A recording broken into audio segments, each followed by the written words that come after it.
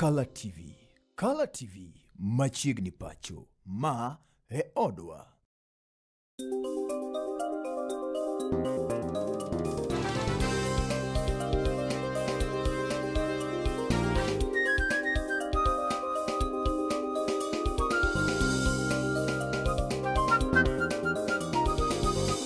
Ineno Color TV. Color TV machiegni pacho. Ma e odwa. Omosinio yaore nyakoro mkajo wangu kinyi ni erima ket kod Manyien. Okinyi neno maching tarik 16 dwe mar 2020 kod 20 kod adi? Kod 20 kod 6. Chieo nade Brenda? Chieo maber. Erokamano giko diera geno no dhi kodi e ero makare? Yes, odiro dhi koda makare, kendo dhi koda maber. Kendo wayudore odiochieng'ni ma kawuono. Wagono Ruoth Nyasaye erokamano. Kamano. Nyakoro mogi imbende wantie kod geno ni Nyasaye oriti kendo iru okinyi ni erima ket kod Manyien e kendo arwaki e chenro gi eki mag Color TV. Mabende nochakre mbele kanyo kendo odwa chwalo gi kwadhi kod gi nyime nyaka e seche moko mabende biro mbele kanyo. Lungani Justice Doyo antie koda Kachiel koda ka an Brenda Agenyo. Wachakonu koda moko mabende weche gi manyien mabende timre pacho kaendi e pinje moko kanyakla koda gwengewa. Timo mos. Kama lipot koro yango ni jatend piny owacho wa pacho kaendi Migosi William Samoei Ruto sainto koro kwayo pinje goeko mag Afrika ni ka giyie to giket maino e biro neno ni girito weche goeko mag alwora kanyakla koda futo mar yamo pinje goeko mag Afrika. Kendo mabende ne otwak koda jolony e romo moko mabende notime pinje goeko maoko.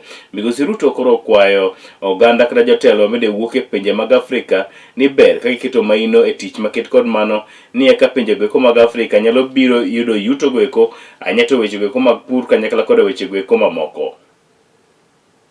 The year 2025 marked the 10th anniversary of the Paris Agreement.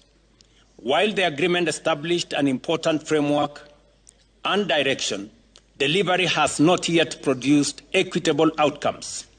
Global emissions remain high, and climate finance continues to be unevenly distributed. Available data indicates that global clean energy investment exceeded US $2.3 trillion in 2025, driven largely by deployments across Asia, Europe, and North America. Africa, despite accounting for nearly 20% of the world's population, received less than 3% of this investment. Proposes scaling the Peace Fund from US $400 million to US $1 billion, strengthening preventive democracy and mediation, closing the early warning response gap, reinforcing norms against unconstitutional change of government, and revitalizing Pan-African solidarity. Jatend migao mochung'ne jotije piny owacho Migosi Geoffrey Ruku koro togolo kwayo makende ne oganda kuok e gwenge mag Mount Kenya mondo miyo yore ore kanyakla kendo kik gichik itgi ne siasa maricho ma igoyo gi moko kuom jotelo kuok e gwenge makono. Kane oloso e nyasi moro mar keny mane kaunti ma Kiambu, jatelo no medo chayo malich mokalo mane en jalup ker pacho kae Migosi Rigathi Gachagua mabende koro to wacho ni osebedo mana ka goyo siasa maricho mag akwede mag dhoudi kendo medo jiwo oganda makono mondo mi koro to yie bed motang' koda ka jatelo no.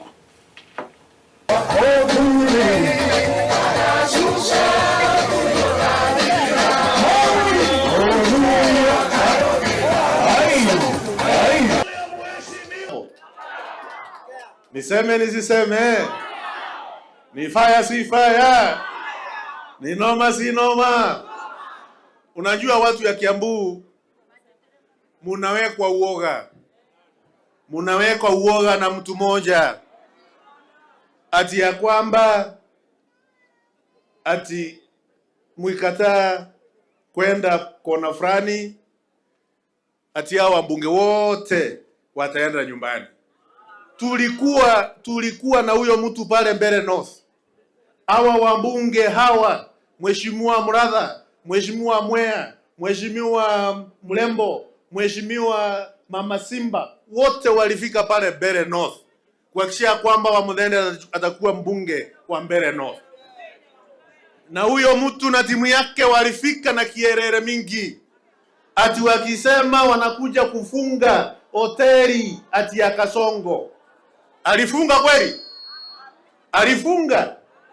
Tulifukuza yeye, tukufukuza. Kwa hivyo msinje mkawekwa uoga na mtu yoyote, kama watu ya Kiambu, kama watu ya Rari.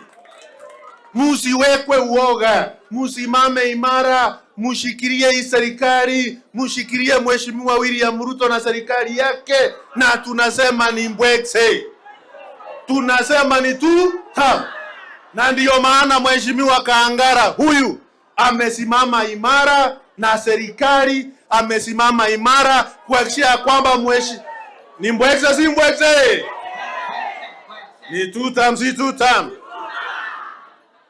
Tulikuwa tunawekwa uoga na mtu pale, anapiga kelele sana, lakini tulimwambia come baby come, tukamenyana na yeye, akaenda akaenda nyumbani. Si ndio hiyo? Goliath tuliweka chini, hatukuweka chini, alikwenda. Kwa hivyo jameni, Kiambu yote, Murang'a yote, Nyeri yote, tusimame ndani ya serikali. Ya mwisho niseme pia tena, kiti ya naibu wa rais, it is not vacant. Kiti ya naibu wa rais, nobody can tunya us. Kiti ya naibu wa rais ni ya Profesa Kithure Kindiki. Huyo ndiye naibu wa rais kwa sasa. Huyo ndiye atakuwa naibu wa rais 2027 kuelekea 2032. Kama wanataka kiti ya rais, wangonje 2032, tutawapatia hiyo. Wakati Profesa Kithure Kindiki tutakuwa tunamweka pale Ikulu akuwe rais wa Jamhuri ya Kenya. Si ndio hiyo jameni? Ya mwisho, huyu mtu ambaye anasemanga yeye ni mtoto ya Mau, mimi nataka nimwambie General Roko, ambaye mimi nimeitwa kutoka kwake, alikuwa anapigana Mau wakiwa na General Kimandhi, wakiwa na General Mwaliama, wakiwa na General Mbaimungu, sisi sote tulipigania. Kwa hivyo kama wewe unasema ni mtoto ya Mau, watoto wa Mau ni wengi sana katika mlima. Watoto ya Mau ni wengi, kutoka Meru kwenda Tharaka, kufika Kiambu, kwenda Nyeri, kwenda kona yote. Wewe kama ulishindwa kazi yako ili ambao ulipewa na watu ya Kenya, usituletee nyefu. Wacha siasa ifike hapo, nisiharibu harusi ya ndugu yangu Kaangara. Lakini si mlikuwa mmenipatia ruhusa ya kuongea siasa? Si mlikuwa mmenipatia ruhusa ya kuongea siasa? Yes. Hakuna mtu atatuweka uoga. Akuwe nani ama nani. Hii serikali hii, we are going to protect this government. We are going to protect William Ruto and his government till 2032. Asante sana. Pongezi mingi sana mheshimiwa.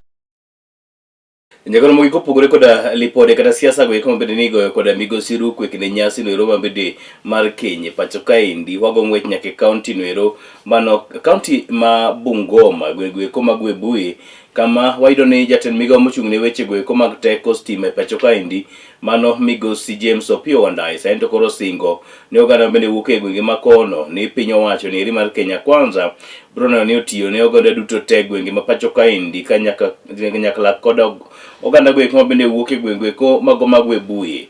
Wandayi koro singo ni piny owacho oseketo kwan omenda motin ne bilion 2.1 ka okang' mabiro neno ni weche go eko mag thedho teko stima ochopo ne oganda bende wuok e gwenge ko mag Bungoma ahinya to gwenge ko mag Webuye kama ekaka ne owuoyo gi oganda jo Kenya. Kwa hivyo nimkaribishe our area MP. Njoo ukaribishe mgeni kwenye eneo lako.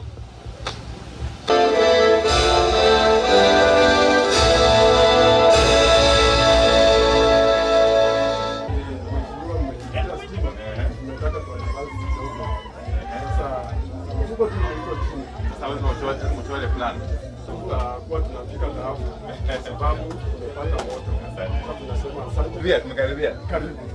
Hebu tueleze tu dakika moja tusikie namna gani. Mami, yes waziri. Wapi mama? Mama ndio hivi.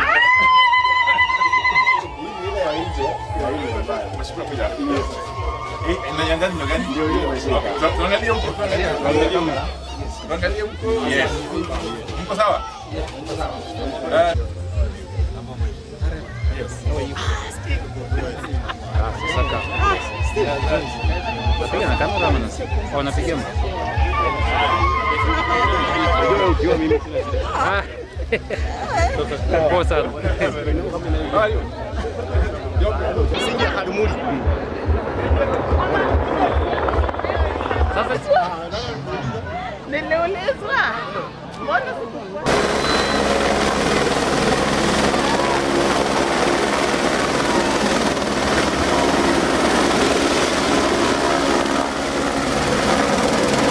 jukumu letu kubwa ni kumsaidia Mheshimiwa Rais Ruto kutimiza ahadi zake kweli. Tukifanya kazi kwa karibu sana na Mheshimiwa Wanyama. Hii Bungoma County imewekewa pesa taslimu kwa bajeti karibu shilingi 2.1 billion kuunganisha stima kwa households karibu 32,000. Na hiyo ni pesa ambayo haijawahi onekana tangu tupate uhuru katika hii eneo.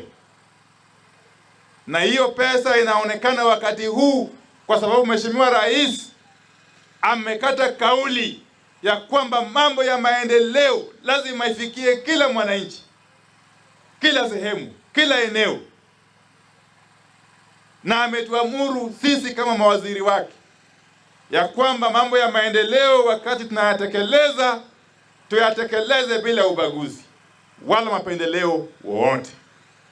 Sisi tumefurahi kwamba umetukumbuka sisi kama watu wa Bungoma na haswa sana eneo la Webuye West, na nataka nishukuru maana stima ni kitu cha maana sana. Ukiwa na stima kuna mambo mengi yatafanyika. Huwa tunasema stima huwa inaondoa giza, na giza ikiondoka kuna vile mambo yatafanyika kwa urahisi sana. Kwa hivyo tunataka tushukuru Rais kupitia ofisi ya waziri ambaye amekumbuka sisi wakaaji wa Bungoma. Nataka nishukuru pia mbunge wetu Mheshimiwa Dan Wanyama, maana mkiona maendeleo inakuja kwa eneo lenu, inamaanisha kiongozi mliomchagua ni kiongozi mchapakazi.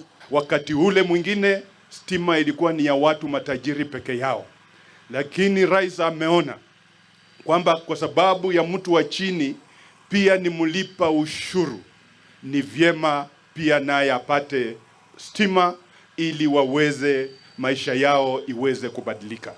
Kwa hivyo kupitia kwa ofisi yako nataka urudishie shukrani zetu kutoka Webuye Magharibi kwa rais kwamba tumeshukuru sana, na ujue kwamba hii ni baadhi yao tu, wengi wao hapa haijawafikia.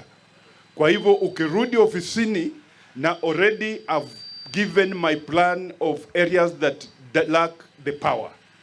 Kindly look at that list with both eyes. Usiangalie na jicho moja.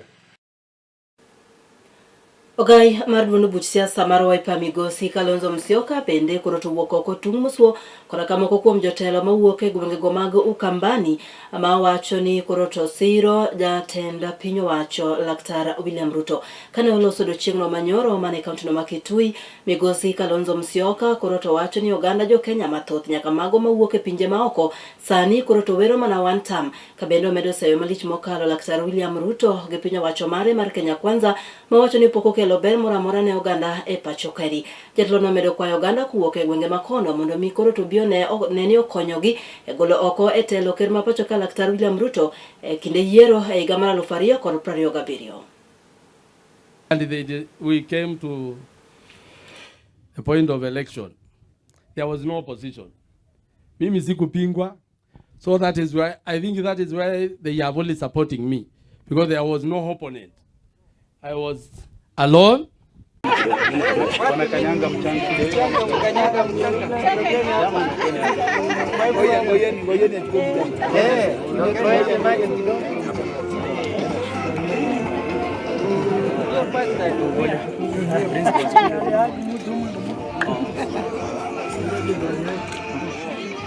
For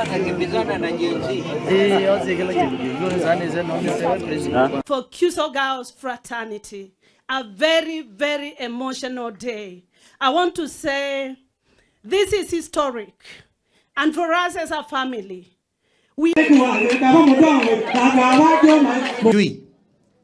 Mwisho, we put you on notice. You are either with us or against us. Na baba ingwe, baba ina ngwe, times wakati umeenda. And I'm watching all of you. Mutakuwa swept. Hakuna mtu ata survive if you are not on our side. Read the mood of the people. And wa maikwenda mundu kuboya mubezi mgwe. Ni wakanatigo. Ni atinya na mema mbeta mubezi. Hawai mwange kemanzo mwange. The time now to take a position ni now. Either, and you know I've brought you up. This is one of the most trained and kwanza naenzi kemanzi adhiko yai nukudio teka chairman. But instead you go and munapindua maneno, you look bad. You look terrible. And I have no time to argue with you. Sindio? I have no time. In fact, nawaonea huruma sana. Kila mtu apindue akili sasa. Kimanzi, anza na wewe. Go and talk to mtoto yetu Kinengo. Mwambie nimemtuma directly. Huyo mchezo uishi. Nduto na kudhozia mbai. You can. Yani Kindiki akuka kuku niwe Kalonzo maana. Mbewa Kalonzo jameni. Ruto akuka kuku you worship him. You worship Ruto. And you know the trouble we have come through. Abakemanzi, you know where we have come from. And you are there playing namna hii. I'm just addressing you politely. Yeah? So this is not the time anymore. Hakuna mchezo onakabaka zinga waliki independent. Yule ni muungwana. Jagoro Mardun Buchese Maru DM bende Senator Mar Nairobi Migosi Edwin Sifuna, Jod Buraneluma Embakasi East Migosi Babu Owino, Governor Masia Migosi James Bobagdi Orengo, Ekin kweth moko masani koronen reka gimobalo, Kodun Buchese Nero Maru DM, Gikone Diching Manyoro, Neo Bagoro Monero Tipo kod jopiny gweko mago makitengela county Nero Kajiado. Rumo bende noneno ka kweth oganda jo Kenya bura no yuoro, kendo ne chiko itgi ne weche mabende ne wacho kod jotelo gweko. Mano ne otimore apoya nono banka rochini mag weche gweko magirita kwe koro ne otimore gweko makitengela odiochieng' Nero manyoro. Wach mabende nowe kama kuom jo Kenya bura koro no inyore ka ji ariyo noyudo wito ngimagi e chenro maket kod mano. Kama kaka weche ne chalo Kitengela, Nairobi. Vizuri kwa maombi yenu, kwa mapenzi ya Mwenyezi Mungu, nasimama hapa Kitengela tarehe 15 mwezi wa pili mwaka 2026 nikiwa bado katibu mkuu wa chama cha ODM.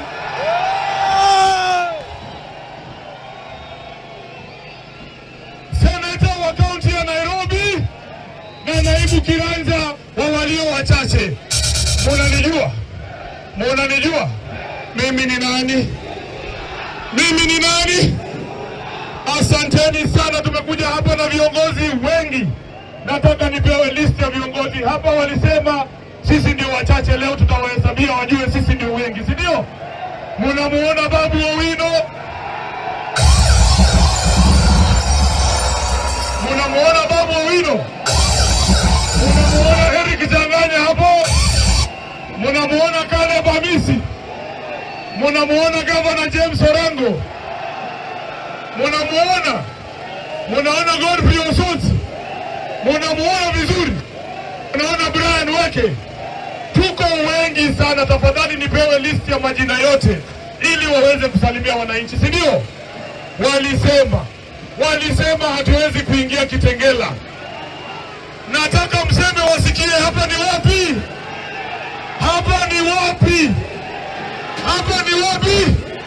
Tumeingia, hatujaingia? Asante sana. Hawa wasikii, si tusonge tu mbele tafadhali. Wakora waliingia kwa stage yetu asubuhi peke yake. Vijana timim, Wacha niwaambie jambo tatu peke yake. Kila siku wanatuambia ya kwamba hawataki maandamano. Niwaulize vijana, nini ilitoa wazungu Kenya? Nini ilitoa wazungu Kenya? Nini ilileta multipartyism? Nini ilileta multipartyism? Nini ilitupatia katiba mpya? Nini ilitupatia katiba mpya? Nini ilifanya Ruto tafute Raila? Nini ilifanya Ruto tafute Raila? Nini ilipatia Mbadi? Nini ilipatia Mbadi kazi? Nini ilipatia Wandai kazi? Nini ilipatia Oparanya kazi? Nini itatoa Ruto State House? Nini itatoa Ruto State House? Nini itatoa Ruto State House? Mheshimiwa wacho nini ejaod bura ma Embakasi East Babu Wino. Obedo koda penjo mang'eny molo duoko. Okang'iyo ni penjo gi ber gi sani koso. Kaluwore ni appropriate time. Ndalo sekalo machiegni. Jogi king'iyo kaka weche dhi sani just stars. Jogi osechako siasa. Okay. Osechak dire. Gini osechak dir. Omoki koda le. Piny osechako kawo kore. Waketo wang'wa. Kendo waneno. Yes. Korikono ang'o modong'? Ka esechego mabende migosi Edwin Sifuna kachiel koda ka migosi Babu Wino ne nie gwengwe komaga Kitengela mane kaunti ma Kajiado. Jotelo mag duond buch siasa mag ODM bende ne obago nyasi margi mane kaunti no ma Mombasa ka otelnegi koda ka ogai mar duond buch siasa no migosi Oburu Oginga, jakom mar duond buch siasa no Mikai Gladys Wanga kachiel koda ka jotelo mamoko. Jotelo go koro to singo ni gibro medo tiyo kanyakla koda ka jatend piny owacho Laktar William Ruto ka bende koro to giwacho ni mae yo kende ma gibro yudo godo chenro mopogore mag dongruok ne oganda duto e pacho ka. Bende koro to giyango ni mae e wach manowenegi koda kamane en ogai mar duond buch siasa no mar ODM mosenindo migosi Raila Amolo Odinga.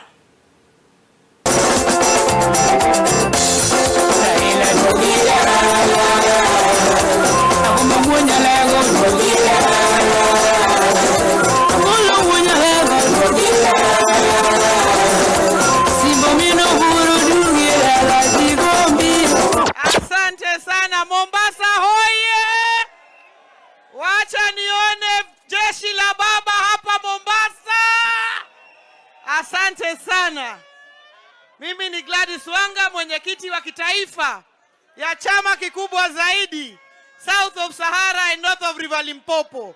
Chama ambayo inatambaa kutoka Vanga Kwale mpaka Todonyang huko Turkana.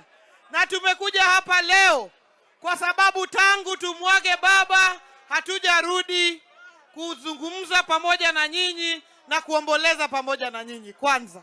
Ya pili, tumekuja kuwaeleza ya kwamba tunasonga mbele na baba alikuwa mtetezi wa wanyonge.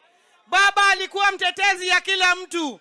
Na baba alitengeneza chama ambayo ilikuwa inahusisha kabila ndogo na kabila kubwa. Sawa. Baba alikuwa ameweka kila Mkenya mbele. Na sisi tumekuja kuwaelezea hata kama baba hayuko, hata kama baba leo hayuko, Hassan Ali Joho yuko. Hata kama baba hayuko, Abdul Samad Sharif Nasir yuko. Hata kama baba hayuko, hao viongozi wetu wako hapa wa Pwani na tutasonga mbele nao.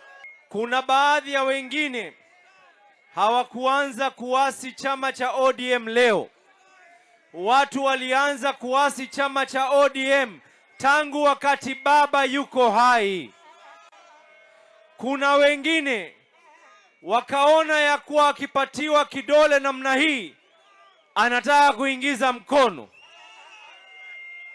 Tunawaambia hii Mombasa, wacha ya hivi wala hivi.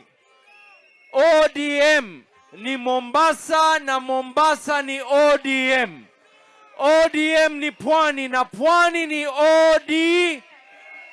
Mimi nataka hapa salamu mbili peke yake. Salamu mbili peke yake. Wangapi wanakubaliana na sisi? Hatuuziwi uoga na tunakubaliana ya kuwa kiongozi wetu ni daktari. Jagol mogiko pogo koda siasa go eko mag Linda Ground, Linda Wananchi kanyakalo koda Linda Comrades. Wawere kod weche go kuma kit kod mago kendo wanono weche go eko matimre go eko mag Isiolo counties. Kanyo Roma bende weche go eko magoro kod Ongoro. Tani koro gotache go eko makono kama report koro yango ni jating ndai ne jatend piny owacho mapacho kaendi migosi William Ruto. Mano migosi Faruki Bet endo koro sayo malich mokalo mokum jotelo pacho kaendi nyato mag mapingo piny owacho masani koro sayo malich mokalo e piny owacho mar Kenya Kwanza kum thembni athemba kendo yulo e tich mar biro neno ni gichwalo chiemb kony ne oganda mabende wuoke e gwenge eko mabende sani koro kech liyo e kadhano. Migosi Faruki koro wacho ni weche go eko mag kech kata oro mabende sani koro bembo jomgo makono gin chenro mag Ruoth Jehova Nyasaye mabende samoro piny owacho mapacho kaendi ok nyalo nyagrego mabende lo. Naweza kuongea maneno mengi kwa sababu mnakula chakula kule Nairobi. Hapa Isiolo watu wako na problem. Na shida kubwa ni kwamba mambo ya mvua ama drought inaamuliwa na Mungu. Nyinyi ambaye mnakula mnashiba, msifanyie siasa mambo ya drought katika sehemu ya northern part of the country.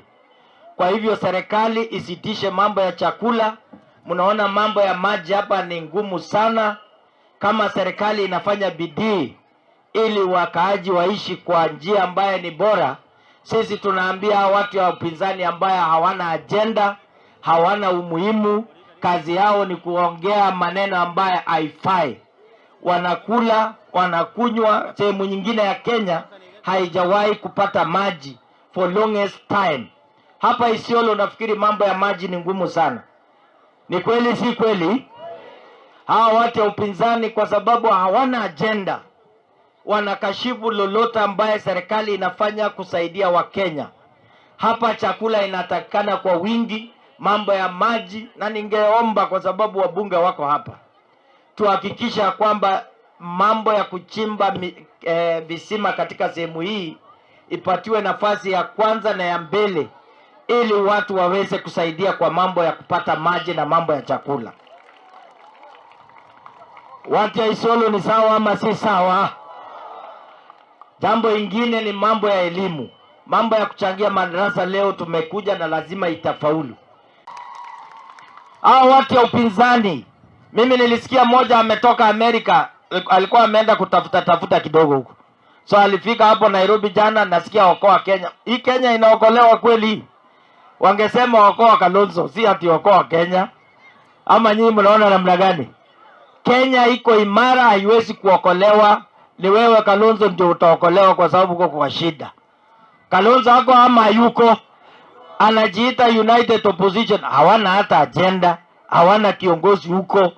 Sasa tabia yao ni kupinga, na mimi nawaambia msipinge tumbo ya watu. Watu wakiwa na njaa lazima serikali ishughulikie wananchi wapate kupata chakula kwa njia ambaye nafikia wananchi haraka iwezekanavyo. Seche nogo bende jalup jatenda piny owacho Ngire Kithure Kindiki koro to medo singo chenro mopogore opogore mag dongruok mabende piny owacho mar Kenya Kwanza koro to ikore mar kelo ne oganda e pacho kaeri. Kane oloso mano e kar chung od bura ma Maragwa mayudore e kaunti no ma Murang'a, seche mabende nodhi sidho ayanga chenro mar gedo mag apeyni e gwenge makono. Jatelo no koro to yango ni piny owacho mar Kenya Kwanza tiyo matek mar neno ni gikelo chenro mopogore opogore mag dongruok e pacho ka.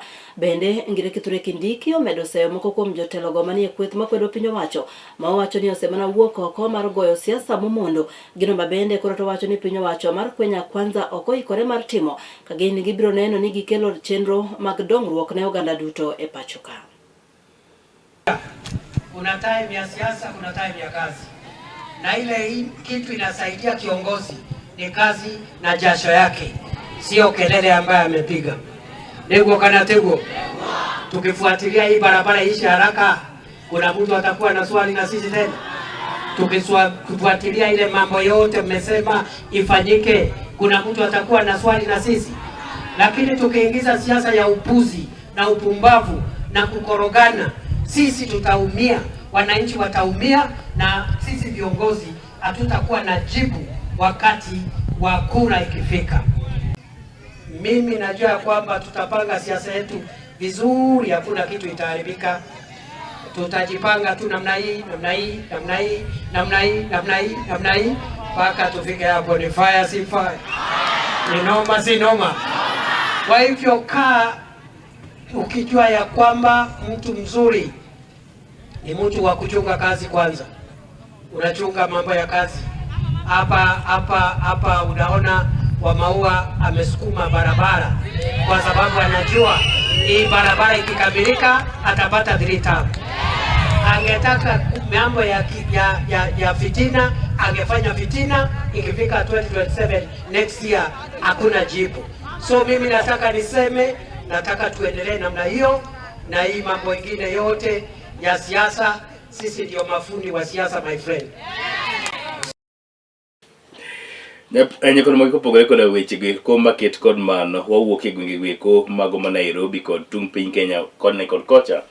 Wadogi county ma Kisumu, anyete sub county niri Manyakach, sama koro report koro yango ni moko kata kweth mago ojende mabende somo mbalariany mopogore opogore pacho kaendi to wuok e sub county no Manyakach kone koro nodok pacho kendo temo jolo ojende gweko mopogore opogore mabende ni kod lek madonje mbalariany mopogore opogore kata kamano lwetgi chuok kendo ginyal neno ni chenro magi mag somo dhi nyime yonero makare. Giwacho ni giwuok oko mondo gibede kod chenro gweko mag biro neno ni gijolo ojende maket kod mago, ka giwacho ni gidibende kinde mabende ne gidhie kuonde tat somo maket kod mago no jolo gi owinjore gi jolo galo gi kuma moko. Ma ndi biro e kinde gi kima bende sani koro weche mag somo dhi mana nyime kod bedo matek ne thoth oganda jo Kenya e pacho kaendi mangima.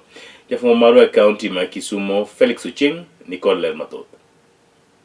Riwruog jopuonjre mag mbalariany duto mawuok e sub county Manyakach kawuono bago romo e chuny boma ma Kisumu mar twak ewi kaka ginyalo bero tiego tend rawere chakre mbalariany ma gintiere nyaka yudo lemo mag siasa pacho ka. Jopuonjrego bende obiro kod paro mar chako chenro marango bero ngima moko kuom jopuonjre e kaunti no moloyo to Manyakach mawuok e familia mochando kaka yo mar neno ni koso bedo kod gige rito ler mag del ok obedo inga ne gin e kinde ma gisomo. Ngire Vincent Onywera ma en ogai mar riwruog jopuonjrego okwayo jotelo e kaunti no kod jogo ma chunygi ng'won mondo owuog oko kendo kony jopuonjrego e chopo moko kuom lek margi mar reso jopuonjre wetegi mochando. Wasewuoyo kendo wadwa chako project gi dho Mbogo waluonge ni Pad a Girl Bathe a Boy, mondo gidag dak mowinjore, dak maber, man gi hygiene, man gi luor. Emomiyo wadwa ni mondo wa invite stakeholders te man Kisumo ka, kata manie national government, kata mantiere private sector, kata pinje mag wagunda mondo support project ni. Mano e gima nyithi university ma an mano gai margi wadwa ni mondo watim. Korka kore apisa motelo ne weche mag somo e kaunti no ma Kisumu migosi Bonvince Ocheng ojiwo jotelo mondo rang malong'o moko kuom rem ma jopuonjrego ni godo e gwenge ma giwuoke kendo gichung' kodgi. Ka en owuon osingo mar siro chenro mag jopuonjre mag mbalariany en ni jopuonjrego mawuok e familia mochande kaunti no oyudo lwasi makare mar dhi nyime gi somo. Koro wabiro kaeri mondo mi watwagi to moloyo mondo wang'ane to gweng' chienwa kama waecha tang'o ma wanyalo timo e sama sani nieri mondo mi gik moko obed makare. King'iyo kata mana Nyakach kuma chande rowere mang'eny gi nyithindo mang'eny wuok kuonde ma vulnerable, so we want this to continue mondo mi waneni to wanyalo loko gweng' kuma wae machal nade. Romo no mabendo yuore gi mana en jatend jopuonjre e mbalariany ma Maseno migosi Kevin Omolo molap dhoge geto kom mar MCA ma Milimani e kaunti no nopako riwruok motegno mar jopuonjrego kendo jiwo jotelo kaachiel gi jolony mawuok Nyakach mondo mak motegno riwruok mar jopuonjrego ne neno ni lek margi onyago lemo ne oganda ma Nyakach. Tek yudo rowere mariwore pile kod pile mabedi gi gimoro maber. To mae okwongo timore kendo en organization mosebedo strong e Kisumu County ka mosepango a lot of things. Mana pil manyalo kwayo Jonyakach duto gi ten Jonyakach ni gimoluore odu mane giri ma oseluore odun kaka jotelo Manyakach bedure forefront mar support rowere gi, bedure forefront mar chungi this organization nikech gise show to the whole nation, gise show to oganda Luo, gise show to rowere wetewa ni gimoro amora nyalore kochake gi paro maler kod paro maleo. Kinde no bende migosi Bonvince oyango ber manitiere itend rawere kod jiwogi mondo koro ni giwuog oko kar rombgi kendo gisir rawere mosewuok ne laro kombe mag siasa. Wadwa ni mondo rowere mondo lead wa to the next level gikaw telo nieri mondo gin bende gi guide kaka telo. Adwa kwayo ni through riwruok nieri wadhi to watudre bende gi rowere moko kuonde kamoro amora ma gintie to wakaw kura to kochopo 2027 to wago ombulu e yo makare. Korka korgi to jopuonjrego otieko ka gilero ber ma chenrono dhi kelo ne jogweng' ma Nyakach ka gikwayo sir kuom jotendgi. Bende ne giyango chung' margi motegno ne rakore kod moko kuom josiasa mosewuok e laro kombe mag siasa. Jambo, I'm the current Gender Director Affairs of the NUSA Executive 2026, and we wish to call on the well-wishers, supporters, and everyone within the country who will wish to support us to implement this project. Our induction today, or the retreat, is meant to help and to encourage our youths to come out in numbers, go and get this representation of the youths. Erokamano ahinya Felix Ochieng ma bende kinde mang'eny iluonga ni Fellow Goblis kuom report manimba maket kod maning'e Felix. Fellow Goblis. Goblis. Mano osiepa nditi. Kanyo ni Goblis no en nyinga mano ya kanyo. Gino en wadu. It's my first time awinjo nyinga no. En wadu. Kuma pesa ninde. Nekono mogele pot maket kod mane mwachopo ge giko ma weche manyien okinyiri maket kod mano kata kamano wakwa ni kikidhi mabor nikech pod wantie kod weche bura bende wakelo ni okinyi nyiri maket kod mano wakawo yo machop kod giluonga ni Justice Adoyo kaachiel koda ka an Brenda Genyo. Erokamano.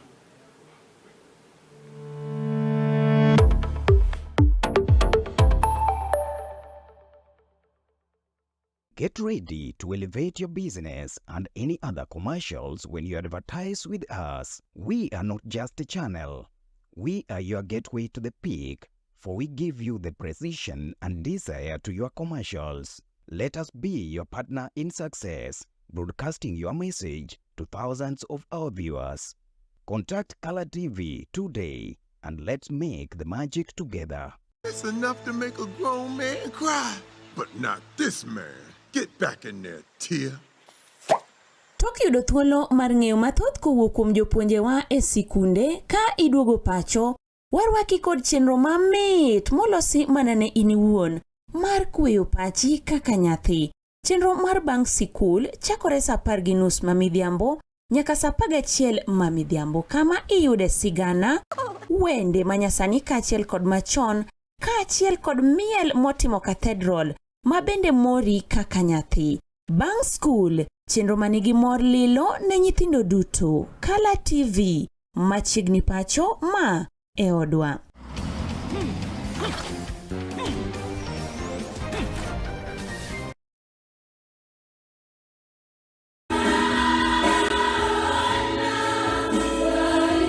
En Jumapil mogwedhi, waduto wadonje kalu mar Jehova Nyasaye gi chuny mobolore kendo motore nyime. Jesus, we love you, Lord. We bless you. Kowuok ugwe nyaka nyandwat, imbo nyaka milambo. It is indeed a wonderful day that the Lord has granted unto us. E sikundewa kanyakla koda kanisniwa.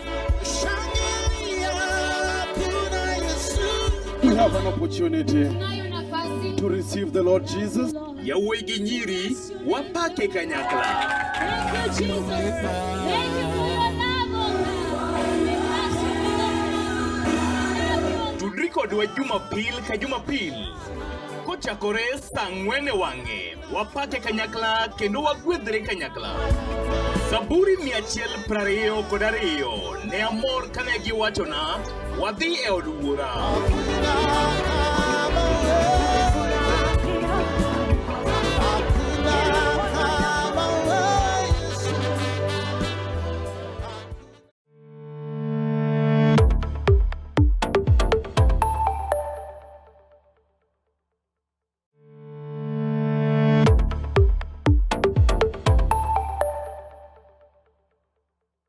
Get ready to elevate your business and any other commercials when you advertise with us. We are not just a channel.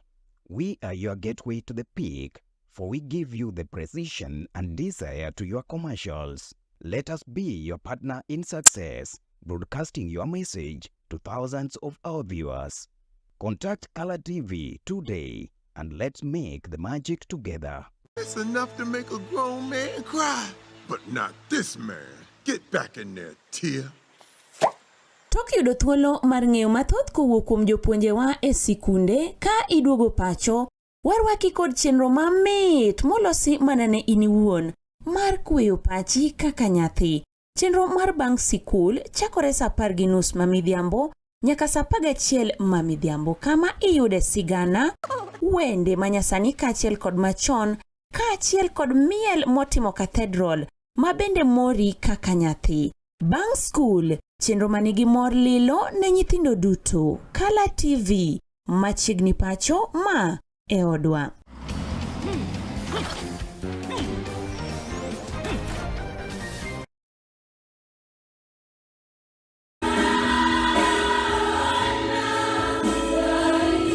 En Jumapil mogwedhi, waduto wadonje kalu mar Jehova Nyasaye gi chuny mobolore kendo motore nyime.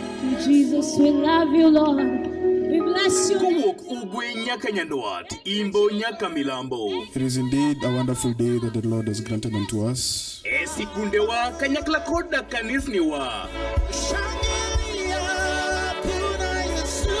We have an opportunity to receive the Lord Jesus. Yawuoyi gi nyiri wapake kanyakla.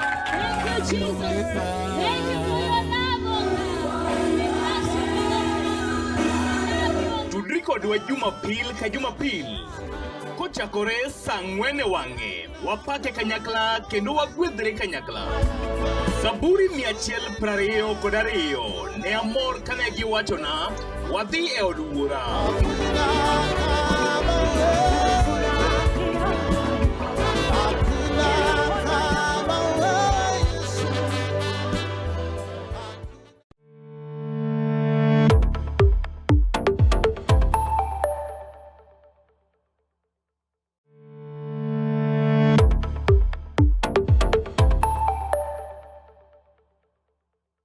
Get ready to elevate your business and any other commercials when you advertise with us. We are not just a channel.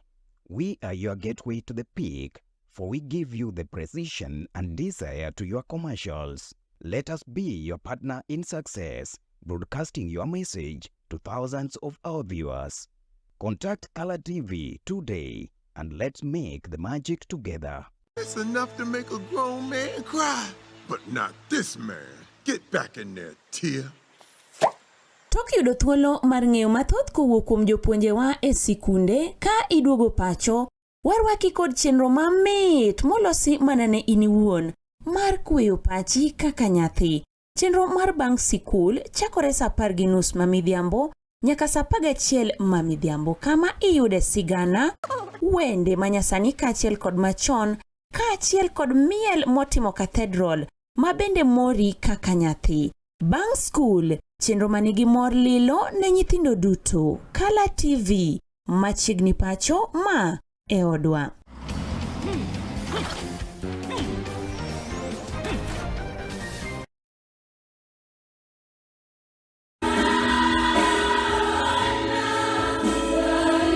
En Jumapil mogwedhi, waduto wadonje kalu mar Jehova Nyasaye gi chuny mobolore kendo motore nyime. Jesus, we love you, Lord. We bless you. Kowuok ugwe nyaka nyandwat, imbo nyaka milambo. It is indeed a wonderful day that the Lord has granted unto us. E sikundewa kanyakla koda kanisniwa. We have an opportunity to receive the Lord Jesus. Yawuoyi gi nyiri wapake kanyakla. Thank you, Jesus. Thank you for your love, oh God. Tudri kodwa Jumapil ka Jumapil.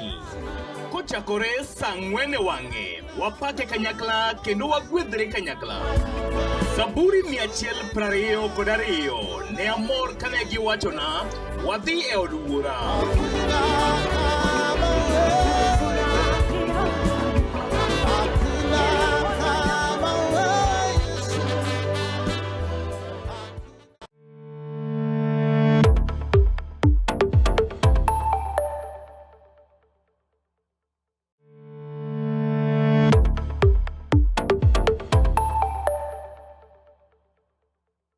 Get ready to elevate your business and any other commercials when you advertise with us. We are not just a channel.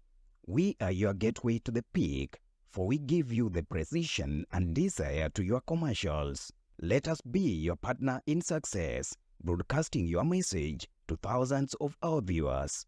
Contact Color TV today and let's make the magic together. It's enough to make a grown man cry, but not this man. Get back in there, Tia. Tok yudo thuolo mar ng'eyo mathoth kowuok kuom jopuonjewa e sikunde ka iduogo pacho, warwaki kod chenro mamit molosi mana ne in iwuon mar kweyo pachi kaka nyathi. Chenro mar bang' sikul chakore saa 10:30 mamidhiambo nyaka saa 11 mamidhiambo, kama iyude sigana, wende manyasani kaachiel kod machon, kaachiel kod miel motimo cathedral ma bende mori kaka nyathi. Bang' skul, chenro manigi mor lilo ne nyithindo duto. Color TV, machiegni pacho ma e odwa.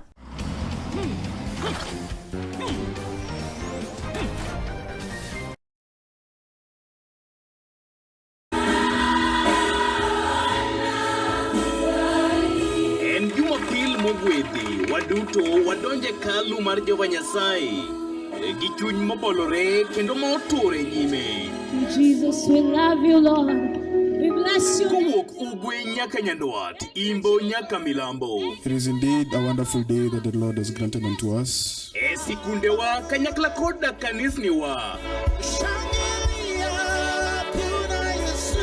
We have an opportunity to receive the Lord Jesus. Yawuoyi gi nyiri wapake kanyakla. Thank you, Jesus. Thank you for your love. Tudri kodwa Jumapil ka Jumapil. Kochakore saa 4 wang'e, wapake kanyakla kendo wagwedhre kanyakla. Zaburi 122 ne amor kane giwachona, wadhi e od wuora.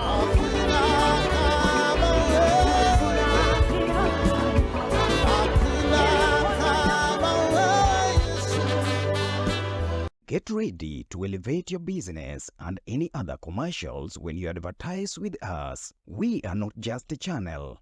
We are your gateway to the peak, for we give you the precision and desire to your commercials. Let us be your partner in success, broadcasting your message to thousands of our viewers. Contact Color TV today and let's make the magic together.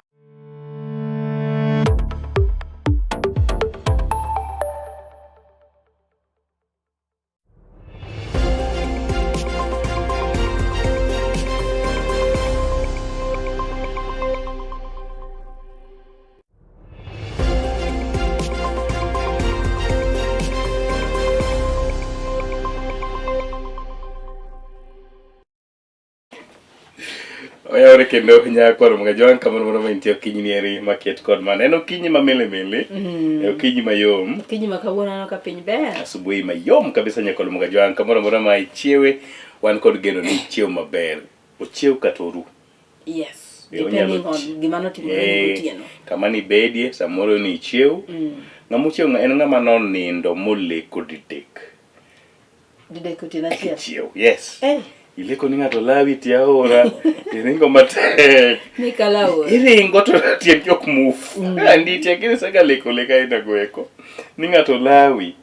Tiringo matek to ng'ani juki tiringere. Kwa mono makini. Tichiew. Kati go uwi to kuwuogi. Kati go uwi to. Nyawinjo. Wundi ok timre nade. Okuwuogi. Wundi olal. Oripo mana kane wuotho kamoro. Ileko ni po mana ka bugo moro manie mbele ni yo mani kikedera to bugo ne me. To kapok ilwar cha ting'eni chiew. Isechiew. Ng'ato nokona ni kileko leka inano to lek no dhi milwar. Mi neno ne anto kora lwar. Mani kuglus. Mani kuglus. Mani gima ne ng'ato kona. Nikoro Nyasaye ma jadiera ma jaratiro ni ema rito waga gotieno. Ene morito. Seche mino ki ileko to ichiew kapok gimoro timre ni marach. Nyasaye ogeng'e. Ng'ato mama ni dhi maki ni Tipo kichiew. Mano pod in essence ni to kapod ineno ka ng'ano maki kata na odwa chuoyi gi pala kata odwa goyi ga rungu. Tipo kogoyi adier. Mano iweyo kech idhi bedo gi gima notimore e lachelo nam hata cardiac arrest. Cardiac arrest. Mano wach mondo kileko pesa. Hata gi cardiac arrest be mako jodhier. Pok awinjo. Jodhier matin sana. Joma lwetgi nok. Joma lwetgi nok. Matin winjo. Awinjo ni joma nok gi lok gi faint tu. Gin gi faint. Gin gi gore mana piny to gi faint. Winjo ni Willis o faint. Malaria more moko. Malaria ogoye. Tero hospital to wewa. Bise winjo ni ng'ama joma nigo malaria moro masavia chelungo nade. Moro miyo ji tatni malokore joneko. Maloko ng'ato janeko goye pok awinjo. Mostly gin ga gi cardiac arrest, cancer. Magi tuoche mohero joma ni godo. Nyakoro mogi good morning. Kamoro moro maintiyo kinyini maket kod mind wageno ni chiemo maber. Jokure? Jogwenga gweko achako gi Super South. Super South. Mago jodala. Mheshimiwa ni nga? Mheshimiwa en Karoli Omondi. Karoli. Yes. Ande ne nyoro e wangyo moro. Ko fix the nation.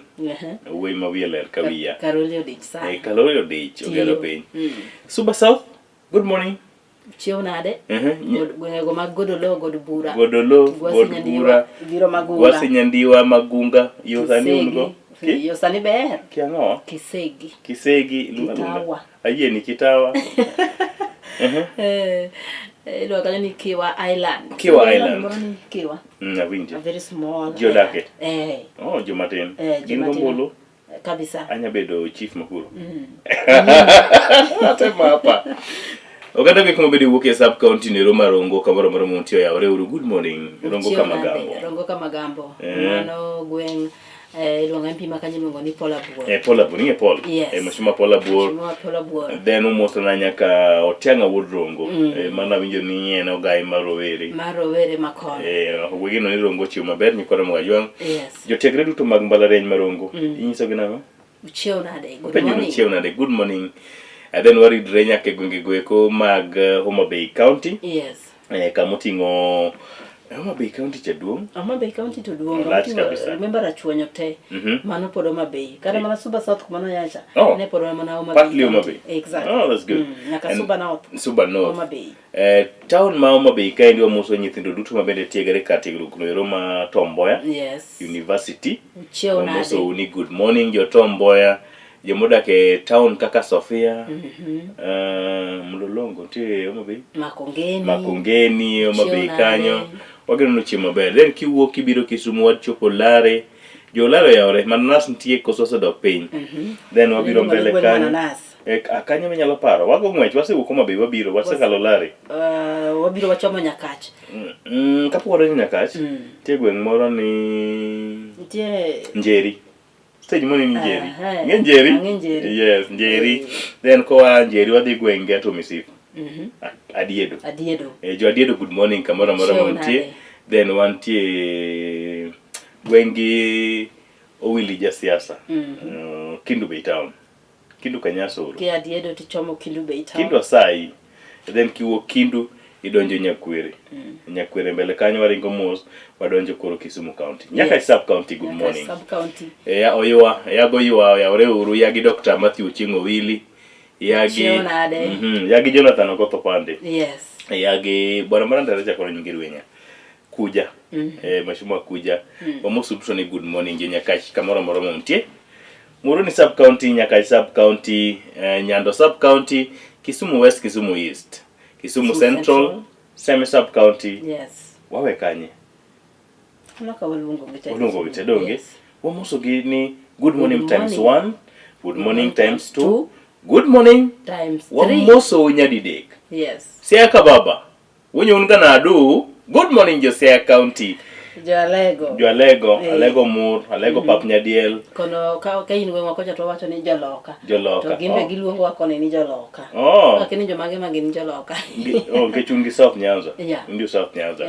South Nyanza giluongo ni Joloka. Josiah County yaore uru, Alego Pap Nyadiel, Jousonga, Nyadorera, kwadugo piny Bondo Sub County. Bondo Town kanyo, Dhowath gweko mopogore opogore obedo Sieko. Then Semeru. Seme kuro ndie Kisumu. Seme Kisumu County. Koso kuro ne yude wendo. Yude wendo moro yo seme kono. But then how was your Valentine? Story for another Was it day. there or no bare? I had to go to church. Dear Lam Nyasai. Ni winyo jo ODM poko fix the nation koro. You are trying to fix it for yourself. Jo ODM. Yeah, well, Jo ODM mo feel wa Valentine. Jo ODM mo feel wa ngan. Pogimio wani. Era kidwa di celebrate Valentine tikia kata niya. Secretary General maduong' mar ODM en. Sani ng'ato penjo ni duoko nang'o? Ere kaka Sifuna donjre gi orange donjre gi red. Pod chunywa lit. Okay. Koro Valentine no bare. Main. Personal. To kadi no ko bare ang'o matim jidhi ka kura ni ng'ino kik ma jidhi. An natemo wuotho town kama tin. Aromo mana gi gima nodhira ni gima nyithindo matindo rowere matinde celebrate Valentine. Lakini joma dongo weyo. Ginyanyiso. No kaneno joma dongo ka celebrate Valentine. Ginyanyiso. I don't know. Gipimo mapod yot maromo godo ka. No bedo kodgi nade. Then ang'o mane okomori? Gima nokomora e weekend ni. Anyway, weekend no dhi maber koda. Kata bedo ni Valentine to nagwenyora go matin. Kaluwore kaka idwaro ni jo celebrate, I celebrate mana indo. Ni ori awe kamoro mos. Ikudo mana remo. This was a very kete na weekend ni nene moro ma kaluwore gi weche go komotimore weekend ya kero kanyo kaka sasa no tendore malich mokale macho kai. Yes, gima nokomora en kaka ne ji laure ne Kitengela. Iwacho ni Kitengela. Kitengela ntie county mane? Makajiado. Onge Nairobi. Koro okonego beni watimo kamacha. Mane gima nokomora giko dira. Sasa inanego beni korewe kabisa ma tia gas ka jodi kamoro ka jodi nyiso morgi. Sano kinya nyiso ng'ato kuma mondo luonga ng'ato luoyo. Oluoyo modwaro. Koro kikwatimru kama nyakoro Mugajwang kite mane bayo kod joma ne hinyo kod joma no negi mosuru kabisa to wabedru joma lony kora Mugajwang kikwadonje siasa kod wiwa siasa biro to dhi to an kod in pod wadhi bedo jirende wadhi kware chumbi adhi kwa Weche kadhi wuoth don't timore koso no kabisa timore jo siasa bineno kaloko pach kinje sasa meno in go kano Nama support bomi baki dino makinyi yudo ko chako musore godo mako godo exactly tipo moro benenti mane oneno mane akani yana dier koso macha ne photoshop mane ogai mar ODM Migosi Oburu gi ngane musore koda Oburu dinga ncho on Friday no moli morikadi gashago gigi no chamo kek koso madaf koso weche ng'eny awere gi weche joma weche ng'eny wadhi mos anyway pogilero no matut gimane giwacho e biromo no but gimang'eni ne giromo magimosore so jo giromo mosore another thing bende to wagore another thing bende nokomora en kaka ne jo Migori timre jo Migori ok time kamano Migosi Chila yako kanyakla koda was that Mark Nyamita no it was Joge Peter Masara exactly Joge Peter Masara that was too much Migori County, we don't need to go that direction. Migori that's bad. Macha is very that's uncouth. Uncalled for. Kabisa. And we condemn it in the strongest terms possible. Yes. The same Gigimano team nejo Linda Mwananchi. Yes. Don't go that direction, Kenya. Don't. That's the worst direction for you. I think it's an ingobeni koro wasela ncha youth so wacho ni weche mag mandamano and all that ok gidwar so ngini ka ji chako kamano koro en goruok koni koda ka kocha to magi gik makelo insecurity exactly ok ber kata matin jadubura mararieda Migori change kabisa jadubura mararieda Migosi Polo tinda molocho na mosi ni good morning akaw mos owacho na nyisi no ka wangi pichni kabisa penjo ni to iwiro mane wangaler ato bedo ni Valentine to no kadhi kamano yes we ruo wangato ber kaw Moscow kum jadubura maseme akaw Dr. James Wambura Nyikal yes ene jakom mar weche mag thieth yes osingo ni machiegni ni juma makiny onyalo biro bedo kod wetwa kaendi wuoyo kode sime nyakol Mugajwang to wacho ni mag piny emodiye kata kamano ikore obo biro mondo mi exactly and then giko dira ne waiko madam you remember madam Madam Florence the principal of Moi Girls Sindo Mwalo Sindo where Sindo Kenya luongo ke wacho ni Sindo Mwalo en mama mane okow giko dira nyasi ne otime e lap mar skul secondary Nonro Bukuna Bende yudore Kisumu East Sub County. Yes. Kisumu County. Bende ing'e wendo mano yuoro nyasi no. Mano telo ne oganda duto te. No. TIG. Masengeli. Yes. Bwana Masengeli. Emano yuoro. Jalup jatend obila maduong' e pacho ka. Migosi Gilbert Masengeli. Nientie Kisumo. And then ne wantie kode nyoro e nyasi moro manobai. Ng'ia Girls. Yes. Nying'ia good morning kamoro moro montie Busia County. Masengeli ne oyuoro e nyasi mar adek mar tournament mare ne nyithindo manyiri. Okay. Mano dong' gima ber. Ber kabisa. Nyo wantie kode nyoro kendo nyo mbeko. Nyo bedo kod gima dho Kisungu wacho ni we had a tete. Wach ni atete. Atete. Mano Kisungu. Exactly. Ing'eni ng'ato nyasi ni wachni. To kikia wachno. Tinya pokia nyo ng'ato tiki. No, we had a tete. Atete. Yes, repeat it. No. It's not a Luo, by the way. It's an English. You'll Google that word and find. Atete. When somebody had a tete with you, that simply means we had a private conversation on development matters. Or if you had issues with your husband, for example, to bet Muloso in a closed door, mane atete. The two of you. Intimately talk. Yes. Mu agree in one of them. Mu wacho ni un junior. Kimane timo nyoro chaka ne welo ntie tok ne ber. Okinya bukri nanga skari te mane ntie e glass mar skari. Ini pani kinywa meto gamo. Un junior be wacho ni anuma emano timre. Un junior okinya bedo ni cheat on me. To mano bedo gimiluongo ni atete. At the end of it ku agree ni nyamara ok timre waywe. Gima ng'eyo ni buche ina go bede ga mang'eny. Ka wuon junior ko luokore. Ng'ione sana ni. Sana to kendo ka ng'i kata. Okomori. But it's very nice. Mano kelna. Compared to this one? Yeah, it's nice, yeah. Mine is very nice. No kelna koda Space Master. Ivan Sangaga. Wa Nairobi. Kelona sana jaber kabisa wacho ni joneno. Ber sana. Nyaka korone. Nyaka mo mapio wang'i mago bedo timore Oboke okijini maket kod mind. Kapok wang'iyo mane Oboke, wang'iyo ne ote mabedo studio kaendi. Tie ote kanyo. Are you seeing any? Ng'iya ne ma ote mosedonjo kaeri. Evelyn Waruku wacho nang'o? If you can find Waruku. Evelyn. Wacho ni gik malosi lwe dhano. Ng'iye mos. Amiyi thuolo. Ng'iye thuolo mondo ng'ini gini mos. Evelyn Waruku isome koni. Okay, aseyude. Sayude. Evelyn Waruku wacho kanyo ni lera inya e piny okwe Kisumu Nyamasaria onge wach marach rwakna mama na Elena Waruku kaen e dala mar Game Rai Nyakach kod baba na jaduong' Waruku kaen e dala mar Game Rai Nyakach. Good morning, Game Rai Nyakach. Ucheo nade? Kod nyase, Nyamasaria. Nyamasaria. Penyewe. Yes. Butter toast, Ray Green, Black Pearl, Molem. Wells. Tosha Petrol Station. Yes. Nyamasaria. Oya oreje Nyamasaria. Stage kumane jilaroja. Stage abala wanga kacha. Kanyubi kwechentie. Yo Jerusalem oya ore uru. Mapipe nyakona mga jongi na muru mwanginu mago mabini ntio Oboke wa maka uono wachaka kuna Oboke niri manoma Daily Nation. Watch mande mantie mbele Daily Nation. Ano kanyo starving amid plenty. Yes, mane watch maduong. A tale of two Kenyans has emerged with thousands staring at death due to famine ravaging part of the country, particularly in northern Kenya, where emaciated Kenyans dying livestock should prick the conscience of nation that is carrying on it with business usual.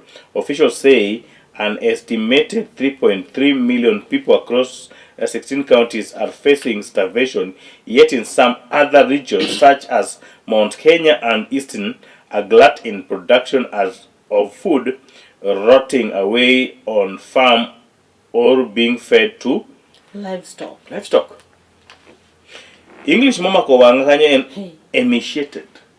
Ichoni ji bedo malnourished, ji dhi nyime kod dhero, nong'no koda kech dhi nyime kod ka oganda jo Kenya. Kineno picha moket kani kende romo nyisi kaka jogi chandore. Te bath picha no bende nyalo neno koket kanyo tomato traders, yani wacho ni kuonde moko chiemo ni too much for them. Chiemo nitiere too much, mane gwenge mag Mount Kenya koda Eastern. Iteno ero mar ariyo nyakor Magajuang wacho nang'o? When the rains fail, pastoralists watch their wealth turn to dust.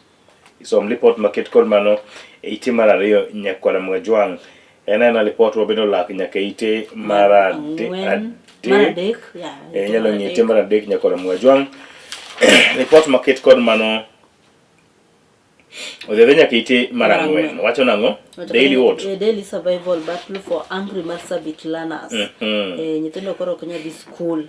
Prolonged drought has disrupted livelihoods, education and access to basic services. Gweko mag Marsabit nyakor Magajuang. Weche mag somo koro ogoye handbrake. Bedo matek kabisa. Ite mar apar kod ite mar abich nyakor Magajuang. Ite mar abich, tomatoes everywhere, no one to buy. Ok giter ne joka? Giter ne jo Turkana, jo Marsabit. But kata koter ne gitimo. Gidhi chamo tomato le. Okay. To grow 1 acre of tomato through irrigation costs 300,000. Frustrated sellers say at Kagio. Wacho weche go can't take Kagio. I thought you wanted to explain more on that. Inyal somo report maket kod mano ite mar abich kasa nikolo joala mabende uso nyanya e gwenge ko mag Kagio. Sani koro yuago lal bang' neno ni mwandu gi mabende gigole puodho. Sani koro ok konygi. Joma nyie bongi. Tomato paste, tomato sauce, close. Sini chama chips na. Mbe awora Oko ter gigo kanyo. Ite mar auchiel nyakor Magajuang report kotende kod weche mag KUPS wacho nang'o? Stakeholders load education reform bills. Wacho kanyo ni education stakeholders have welcomed the major transformation of the country's education sector following the cabinet's decision to forward 7 key bills to parliament. Exactly. Mani bo yude ite no ero mar auchiel nyakor Magajuang weche gi kuma KUPS. Ite mar abiro kanyo en ni tear gas bullets in Kitengela as police disrupt Sifuna rally. Yes. Odhi nyime kwacho nang'o? Rally manyoro wacho kanyo ni Nairobi senator has vowed not to stop criticizing the government amid a growing rift in the ODM party. What was billed as Edwin Sifuna's first major political rally since his removal as Secretary General of the Orange Democratic Movement ODM ended in chaos yesterday after police fired shots in the air and lobbed tear gas to disperse supporters of the party's Linda Mwananchi fiction in Kitengela, Kajiado County. Koro gimina ne picha kanyo ne milungo gi ngere ni Elter Skelter. Yes, people are running. Jiringo ka oking'e no chomo kanye to akanye. Jomoko be osenang'o lo kanyo. Nogo jomoko ni lo. Jomoko be osagore piny nyakor Magajuang. But the Kanyo Sifuna still a member of ODM, Oburu says. Yes. The Orange Democratic Movement has clarified that it has not. Oburu no wacho ni ne gigolo mana Sifuna bedo jagoro mar ODM, but gigole ODM. Koro Sifuna pod a member of ODM. Even after removing him from the party's top post over indiscipline, speaking at Shalom Church in Mombasa, ODM party leader Oburu Oginga said Miss Catherine Omanyo had been appointed as the new Secretary General, while Mr. Sifuna would step aside for a period of punishment. Koro any suspension. Koro we suspend mana mati. Hapa ni gilura. Jogi oselu. Mama manang'ich. Jodi muyo manang'ich. Anto boka wacha wana kane muda tema ng'eot gicha. Piny podo kinyi.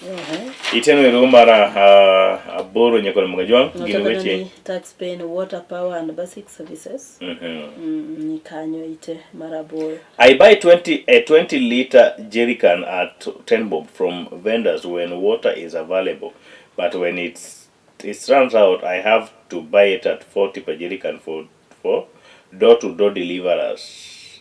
That is too much. We buy it at 5 bob, by the way. One year 5 bob. But 20. When you have around 4 jerrycans, you just start with 20 bob. Yeah, exactly. Item noiro mar mbele kanyo nitiere lendo motim kod odi kambi mar fwambo kod keyo item mar par Wan kanyo gi pach josomo gi kod pach jondiko bro kawo thuolo mari mondo mi non weche go eko laka nyaka item mar 11 nitie osiepeni kanyo. Goro mar cartoon kod mga jongwe mondo mi Brenda opimnwa ni tang'o moneno e goro mar cartoon. Wacho kanyo ni when you join a club you have to obey the rules of that club. Exactly. Koro aneno ka UDA oting'o orange but imiye orange wichre kende by the way. Orange koro wichre kende gi yellow. Alafu ndo aneno ka ndo mar orange, ndo mar rangi mar orange oselwar piny. Manyiso ni orange koro osepukore oko. Even though owichre kod orange kod yellow, to ndo mar yellow ni be oting'o mo split down. Yes. That has a meaning, eh? Exactly. Kaw thuolo mari mondo mi non we goro mar cartoon iteno ero mar 11. Uteno ero mar 12 lasari mana somo barua mane ondiki igni makamane. Yudo barua machon this time around 1990 kana poko nyuola wuoro. You are still fetus. Okay. Apani mama wako kane, babu wako kane gine. Nigi manyre. Adier. Wachino ang'o mano timre. When? February 16th, 1990, Sam Nujoma, leader of the Southwest African People's Organization, is elected Namibia's first president ahead of independence on May 21st. The 72-member Constituent Assembly unanimously chose Nujoma, who founded SWAPO in 1960 and led it through a 23-year struggle against South African rule. I call on all Namibians to remain united behind our government for peace and stability, told the assembly. Liwoto kamano ndiko la Mika Ariel Njoka, kwa mari mondo minon weche kuma kama nini. Itama mbele kanyo ntie oboke mabalang kod mga juang ma bende nyiso miyo mato wago ewa mwadi ni ng'enyo mano ngericho. Then baka kanyo ntiere motimre counties wa mopogore. Kama lipot koro yango ni City of Darkness, how growing crime dimmed Nakuru shine. Yes. When Nakuru attained city status in December 1, 2021, residents and traders were optimistic that the Rift Valley region, largest commercial hub, would evolve into a vibrant 24-hour economy comparable to Nairobi and other major cities. 4 years later, the vision remains elusive. Geno mane gintie go ni mane jo Nakuru ntie go ni bang' kano sembi gi nying mar bedo maduong' to ni koro ginyalo neno ber kata ji ohala nyalo dhi nyime 24 hours. Mano koro en mana lek nyakol mga jwang. County ma Kiambu bathe kanyo wacho ni Membli residents decry loud bar music. So residents of Membli Estate in Ruiru, Kiambu County have accused two entertainment joints of causing persistent noise pollution, saying loud music has made the residential neighborhood difficult to live in. I faced that last weekend. Where I stay, there's a church who was praying. Yes. On when was the Valentine? Saturday. It was on Saturday, yeah. Jomoko yalo etie kuma dake mateke kanisa, ng'ato wacho gi English, ng'ato wacho gi dholuo. Ng'ato be koko bukore, ji notimo ing'ero ratio. Anditi ong'ero ratio maber. Koro iping'e. Ng'ero ratio, ng'ato be timo ratio in the nearby. Koro kocha igo gospel, magi wacho ni ya. Kumba wacho ni ya. What no kwa. Biblia inasema Yesu kaniwadha. Koro bathe kocha akiwe udongo swag bego beneli joka mano kinindi ene mchana malamo ni stimulal olal matin magoni to ite bar apako da hotel de kono mga jwang Weche mag county. Yeah, porone weche mag county. Aneno ndugu hata kanyinge hata. Hata Johnson Sakaja. Ndio Johnson Sakaja, Mr. Dimpo. Mr. Dimpo. Lem Sakaja. Anditi manyo Lem Sakaja kanyo. Bang chenro mondo angiket no Lem Sakaja. Lem Sakaja. Den. Ah, linyime. What are the state operatives? State operatives are hiring key city hall roles, Sakaja claims. Nairobi Governor Johnson Sakaja has claimed that powerful individuals within the national government are pushing to control of key city functions. Tungen mano chiwo Sani oloko. Gini chalo ni chande, ofil no chiwo power ne. Jine goye no tich otame. Yes. Okao more functions ma county odhiro ne national. Piny owacho. Sani koro loko script. Piny kanyo family moro timre nango? Family demands justice for hospital officials. Torture, murder. A cloud of sorrow hunger over Kavote village in Kirinyaga County on Saturday as family, friend and colleagues laid to rest Andrew Nyaga, who was abducted, tortured and murdered last week. So make itemara parko da uchel. Itemara parko da biro gin dendo mopogore. Tulo mari monisom pinje mao kang matimore. Iran and US negotiating a mutually beneficial nuclear deal. You see, they're not having a tete-a-tete.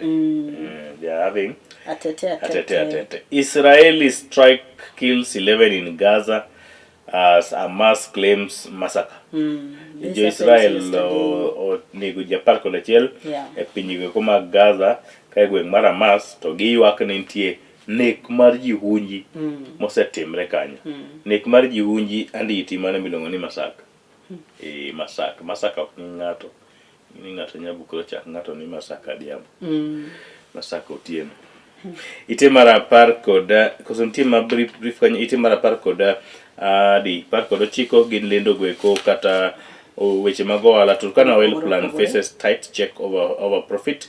Ka utulu mari mondo minon kiero weche mag ohala ite mara par koda abirio ite mara prario gine weche gweko mag ohala buora oringo nyaka mbele kanyo weche gweko mag from mag tuke nyithindo mane skuna pogore from Limunga to the world with handball scholarship inyasomo mano kaka nyathi manyako miluongo ni grade 10 student Teresia Njeri emegni apako da beach trainer at Top Hill Junior School.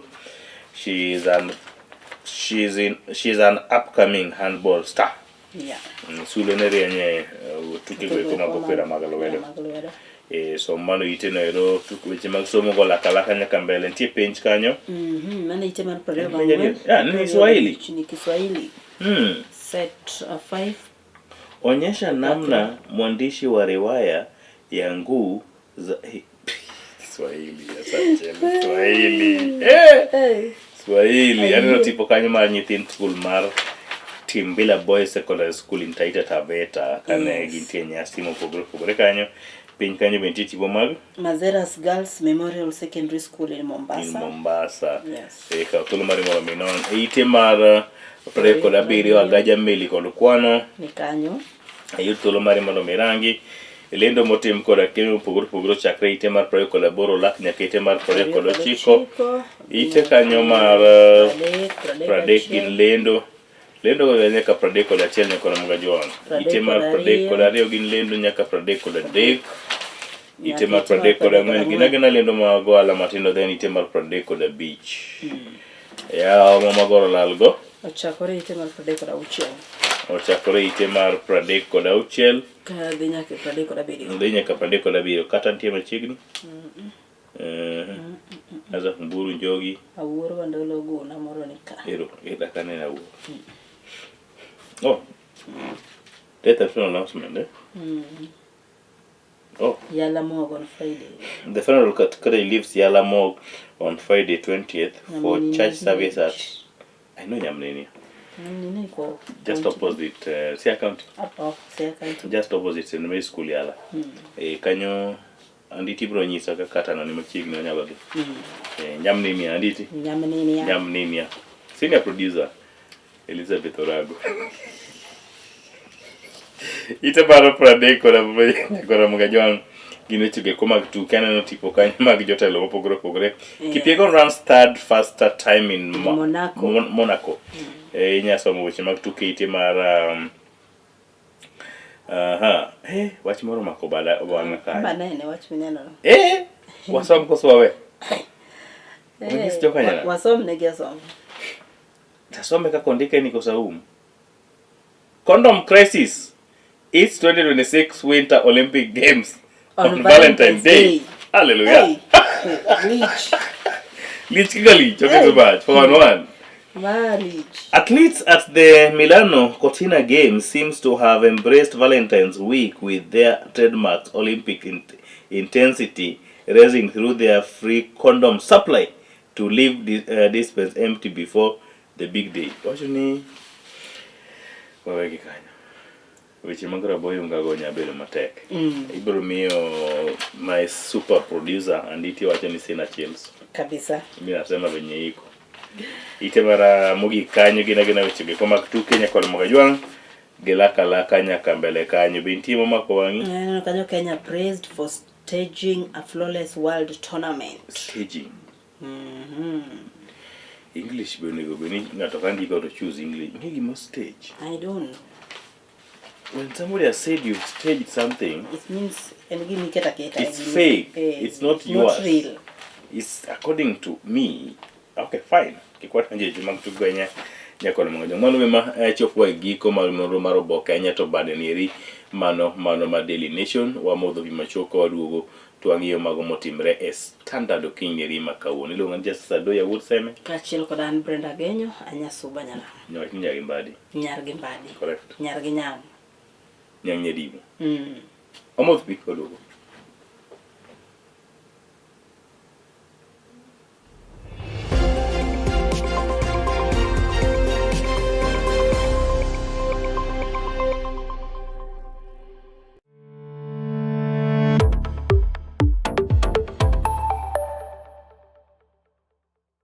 Get ready to elevate your business and any other commercials when you advertise with us. We are not just a channel. We are your gateway to the peak, for we give you the precision and desire to your commercials. Let us be your partner in success, broadcasting your message to thousands of our viewers. Contact Color TV today and let's make the magic together. It's enough to make a grown man cry, but not this man. Get back in there, tear.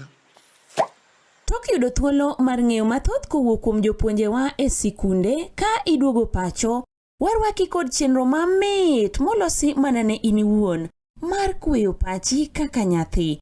Chenro mar bang' sikul chakore saa 10:30 mamidhiambo nyaka saa 11 mamidhiambo, kama iyude sigana, wende manyasani kaachiel kod machon, kaachiel kod miel motimo cathedral ma bende mori kaka nyathi. Bang' skul, chenro manigi mor lilo ne nyithindo duto. Color TV, machiegni pacho ma e odwa.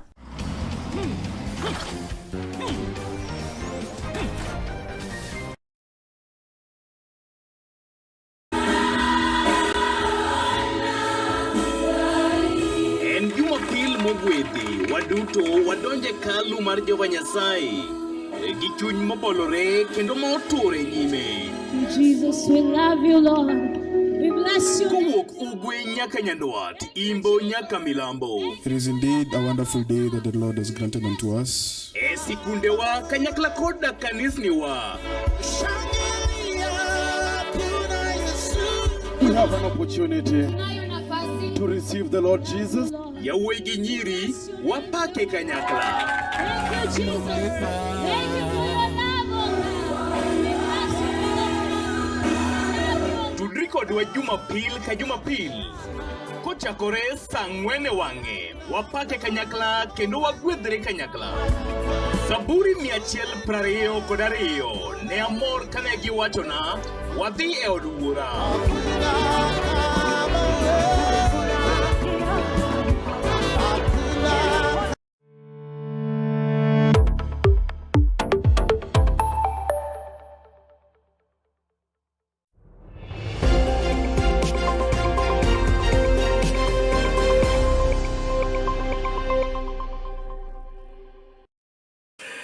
Machiegni kendo nyakoro mwajwang mano mapiyo piyo yieno mondo mi wang'iyo Oboke neri mano ma The Standard Okinyi eri ma kawuono kaponi ko kitudri kodwa wane chenro mang'iyo nonro mag obokewa iluonga ni Justice Adoyo kanyakla koda Kaachiel koda ka an Brenda Kenya. Brenda, Oboke mar Standard kawuono wach mane momako wang'ite mokwongo? Nano ka The Standard oketo kanyo gigo e rude.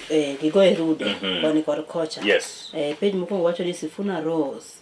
Kaeto koni to nyiso ni Oburu team limbs. Sifuna Rose Oburu team slim manyiso ni Sifuna Ruto kinde ma team mar Migosi Oburu to lingo. To koro linga. Exactly. Mane bro yudo yutine romo kwongo kanyo tipo maket kod mago mag jogo eko mabende ne olimo kata ne nitie romo mar Oburu gin oganda makwar mabende noyuore bura maket kod mano king'iyo ite makoni gin mana oganda mapong'o lwere. In fact kuma Oburu nitie king'iyo tinyalo neno lo kuma ji ochung' ineno the ground. Yes. Neno kada ka ji ochung' gi simbe mag rekod go kotende kod ango mane jago picha ne okawo. Aneno mana ji yawa machuoke mane kanyo gi security ema obede mbele Oburu. Yes. To gibet ka ging'iyo jopiny. Jopiny, a few of them gin security by the way. Gi bloggers. Waneno ka ni mbele kaendi. Gi jofwambo. Bathe kaendi aneno ok inyal ng'eyo ni ng'ama en security ka. Oganda bura. Miche kod miche, lufe kod lufe mag jo Kenya ne nitie gwenge eko mag Kajiado. Ite mano mar ariyo. No exam retake. It's do or die for Form 3 class of 844 ends. Manyiso nang'o? Jatend migao mochung' ne weche mag somo ramo nang'o? But it makes sense anyway. Jogo ing'ini 844 rumo. Koro nyiso ni joma dhi timo penj no mogik. Yes. Ma dhi timo KCSE penj mar class 12 mogik. Onge nuoyo. Tinuo nang'o? Idhi nuoyo na. To waduoge competence. To waduoge competence ma ino ko yudi. The government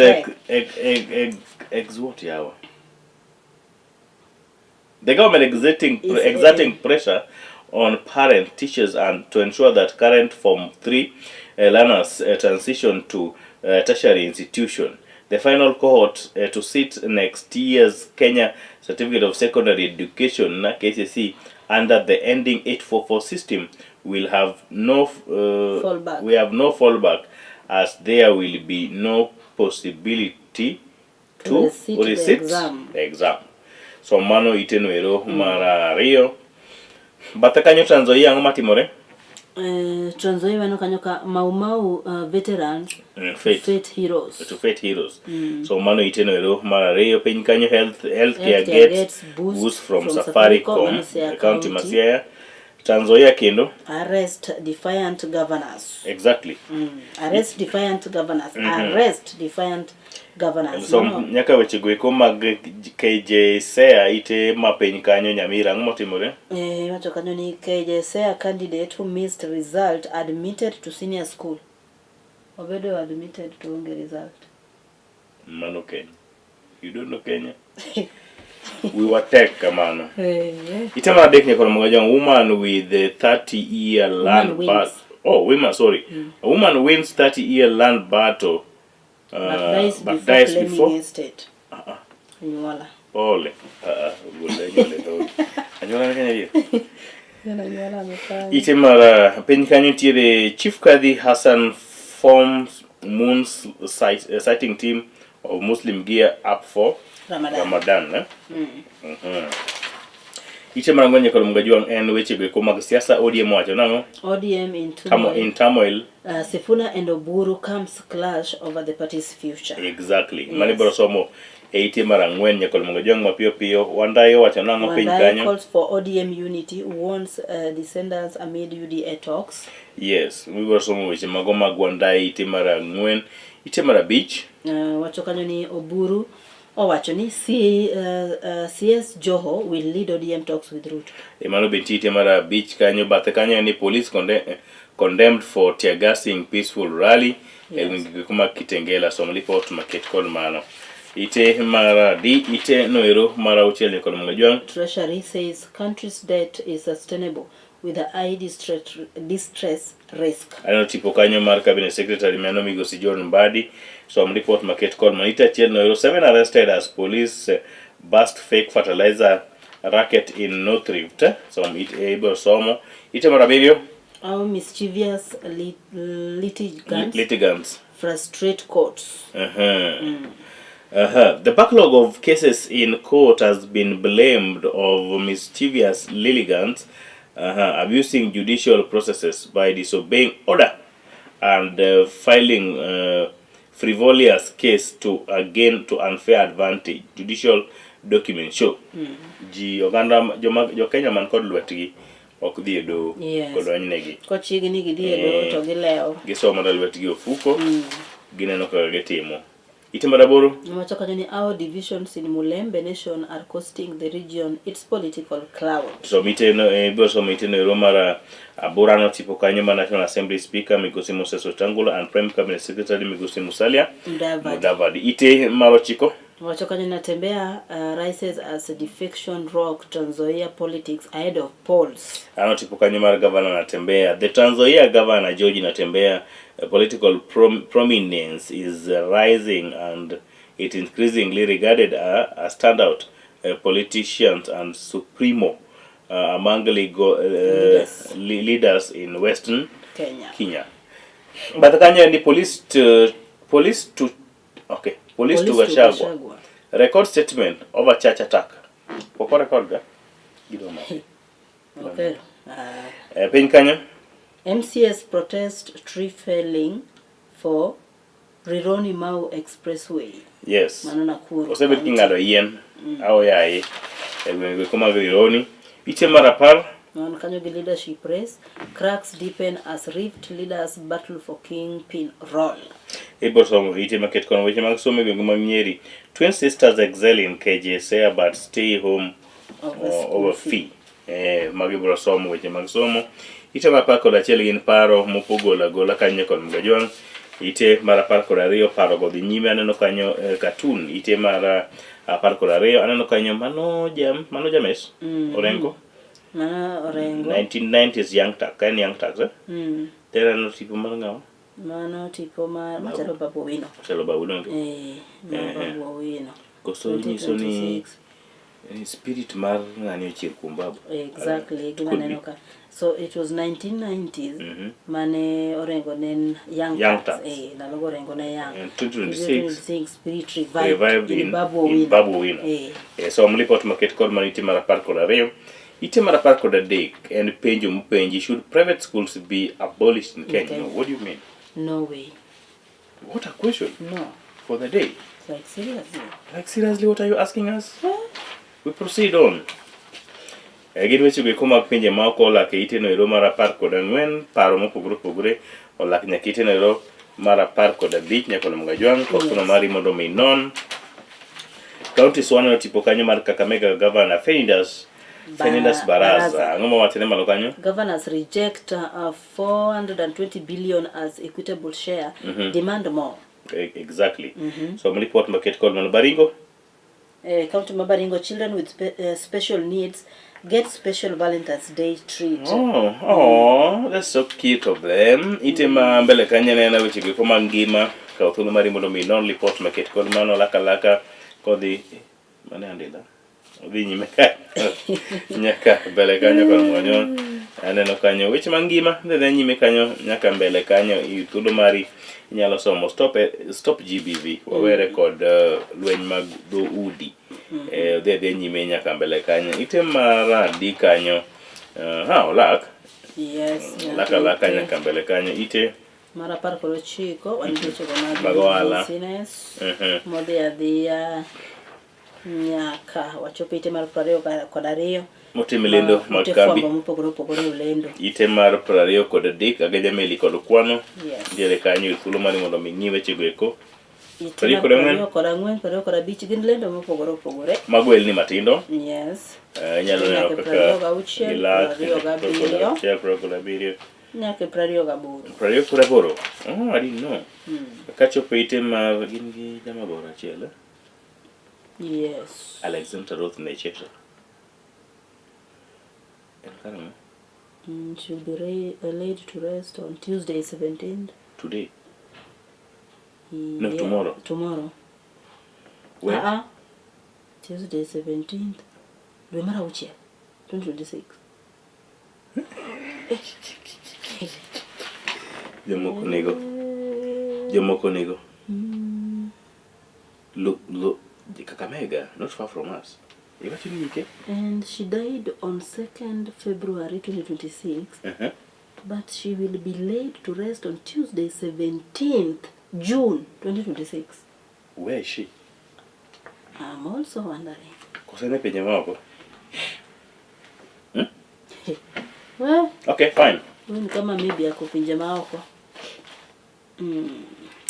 Nyakono mugibe yuthulo mari some report kutene ko tho mar Alexandria Rose Manchester. Ako tu Moto Kakamega hospital. Marare. Tan budala gito bodo maladi. Kosen gi weche mag while receiving treatment following an accident that fractured her leg. Alipata accident. So she has been receiving treatment Kakamega County Referral Hospital. That is where she died on 2nd. She succumbed on 2nd February 2026. But she will be laid to rest 17th. I think this may be a mistake. Maybe they meant this month. Imagine mano bodainya. Yeah. Ngamoto dwe mara rio tiko dwe mara uchiel how. Is it making sense? Why? Usugi solo. Kusoengi maybe nginya tene moro manoko to ko.